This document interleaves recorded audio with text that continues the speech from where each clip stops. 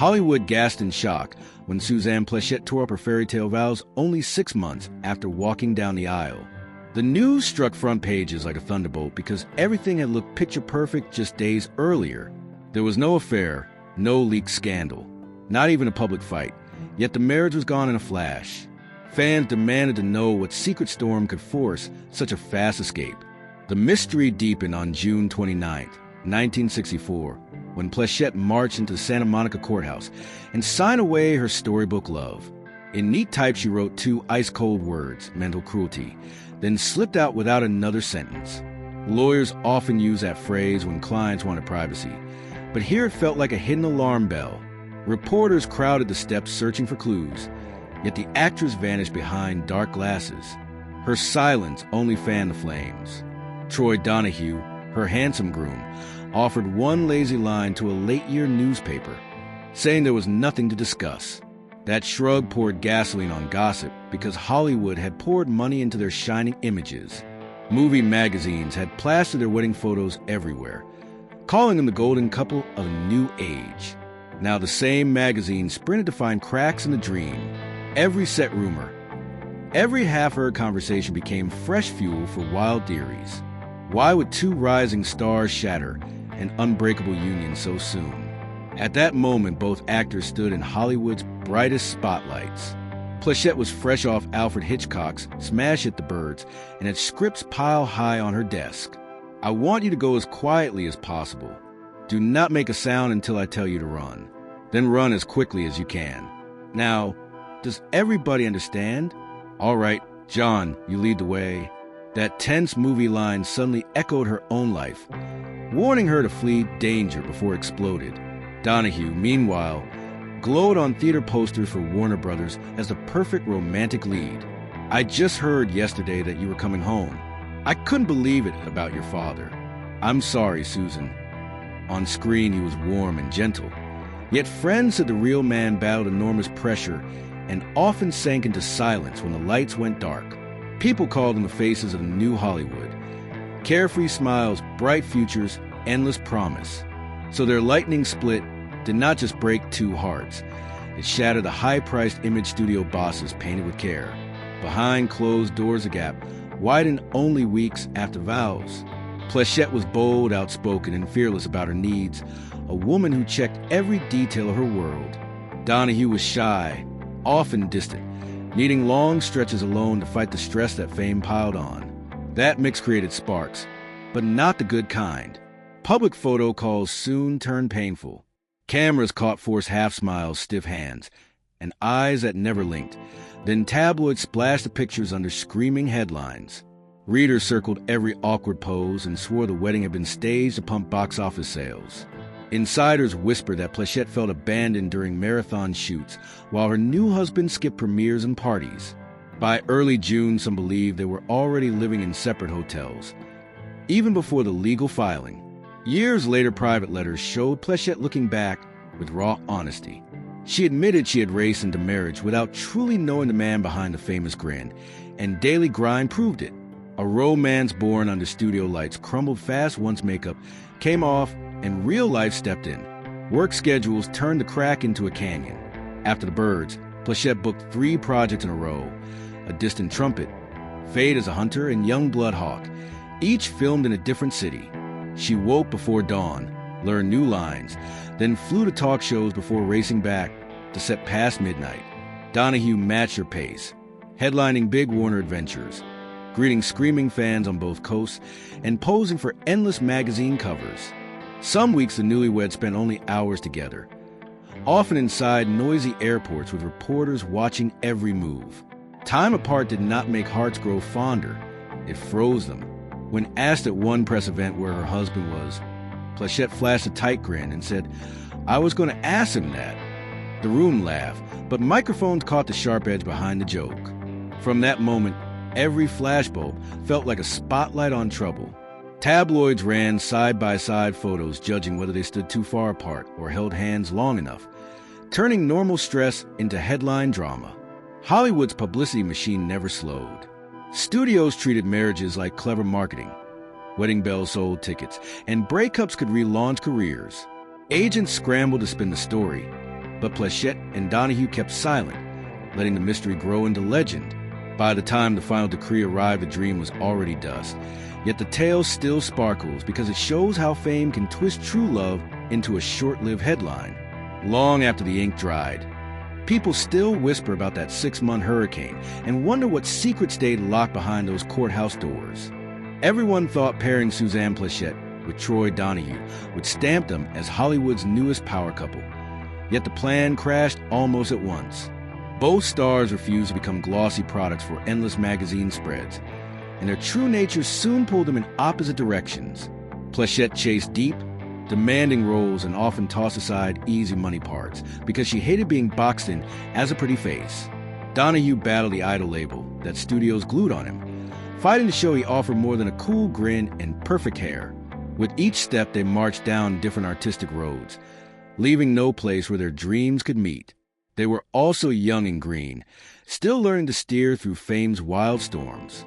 Their marriage rose from a rush of on-set emotion, the sweet idea that screen love can survive off camera, but real life hit like a splash of cold water. When the Klieg lights went dark, they discovered their daily rhythms clashed in almost every way. Outside pressure hammered them while hidden cracks widened inside, and the whirlwind pace gave their vows no time to breathe. A certificate that once felt like a bright badge turned into a heavy stone only months later. To grasp how it fell apart, we must rewind to the film set, where everything looked magical yet sat on shaky ground. Their first spark lit up Italy in 1962 during Rome Adventure.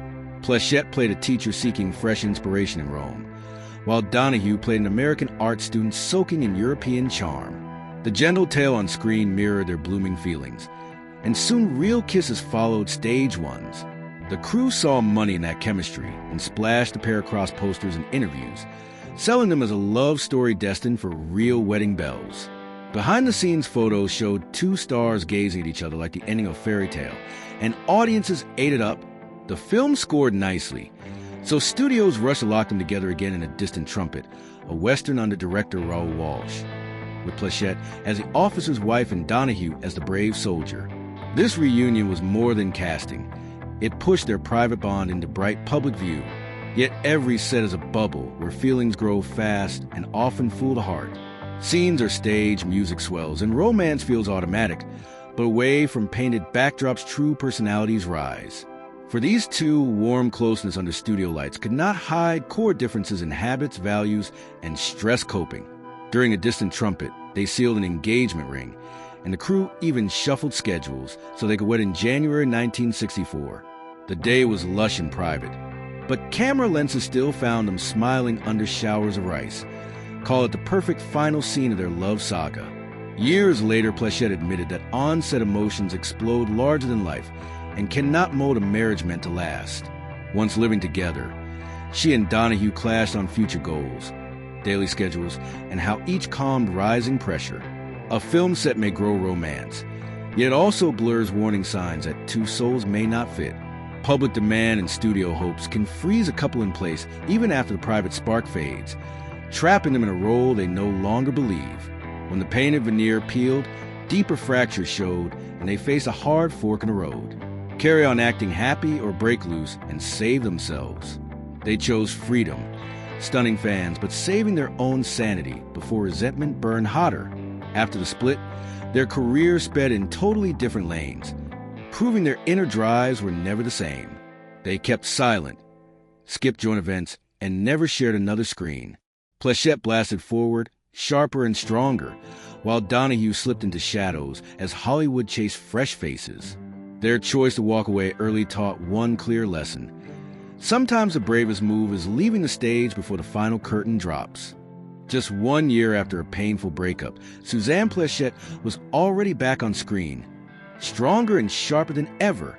She quickly lined up film and TV projects, but her true breakthrough came in 1972 when she starred as Emily Hartley on The Bob Newhart Show. Emily was smart, witty, grounded, and oddly enough, she felt like a reflection of Pleshette herself. In later interviews, Suzanne summed up her approach with brutal honesty. "I chose to work. It was the only thing I could control." That decision turned into her superpower. While Troy Donahue struggled in shallow roles that never evolved, Suzanne rose higher, becoming one of the top TV actresses of the 1970s. She snagged Emmy and Golden Globe nominations and was praised for her calm, classy image both on and off screen. Then, in 1968, she made a completely different personal choice. She married Thomas Gallagher, a businessman far from Hollywood's chaos. Gallagher stayed out of the spotlight, and their marriage lasted over 30 years, until his death in 2000. Pleshette kept her private life protected, steering clear of drama. Donahue, on the other hand, was headed down a darker path right after the divorce. His career began to fade. Audiences moved on from the pretty boy roles he'd once mastered. He couldn't escape the old image that studios had crafted for him, and he paid the price. While Suzanne stayed focused and evolved, Troy drifted. He bounced from short relationships to bad habits, slipping into years of drinking and drug use. At one point, he filed for bankruptcy and relied on relatives for support. By the 1970s, he was barely in the news, and when he was, the stories were usually heartbreaking. The golden boy of yesterday had become a shadow. In a 1984 interview, Donahue confessed, "I thought I was invincible. Turns out I just didn't know I was falling back until it was too late." He didn't name Suzanne, but people believed he was talking about that time of major change. Their post-divorce paths showed something deeper than just success or failure. It was about how each of them handled life when things got tough. Pleshette stayed steady. She knew when to speak up, when to walk away, and when to turn down projects that didn't suit her. Donahue? He let life carry him with no clear direction. The contrast became even sharper in the years that followed. Donahue faded from memory. But Pleshette? Her name still shines with strength, intelligence, and resilience. When she passed in 2008, the industry didn't just mourn a star. They celebrated a trailblazer. Many colleagues called her one of the toughest and most independent women to ever grace a set. Even though she and Donahue were never seen together again, the echo of their brief marriage remained. For those who remembered, it wasn't just about a love that didn't last. It was about two lives that once stood side by side and then split into completely different directions. Later in life, Pleshette rarely spoke about her first marriage. If someone asked, she'd smile and give a short, simple answer. No drama, no excuses, no blaming. In a 1999 interview, when asked about men who truly mattered to her, she only mentioned one, David Jansen. That relationship came after her divorce, but it ended too because he couldn't commit. Instead of being bitter, Suzanne made her stance clear. If the man wasn't ready, she was gone. No dragging things out, no settling. That firm attitude wasn't just personality. It was hard-earned wisdom from her early mistakes, especially her brief marriage to Donahue. When asked if she regretted marrying him, Pleshette replied, "I learned a lot that no class could teach." That line said it all. She'd used that lesson to survive in an industry that often chewed up women with too much heart or not enough power. In 2001, decades after they first acted together, Suzanne quietly reunited with an old Broadway co-star, Tom Poston. They'd worked together in The Golden Fleecing, but it wasn't until after Gallagher's death that they reconnected. This time, there was no publicity circus. They got married and stayed together until Poston passed 6 years later. Just gentle smiles and quiet contentment, as if the timing finally matched the person. To the people who watched her journey, Suzanne Pleshette became something rare in Hollywood. A woman who made herself. She spoke up, knew her worth, and never let her personal life eclipse her work.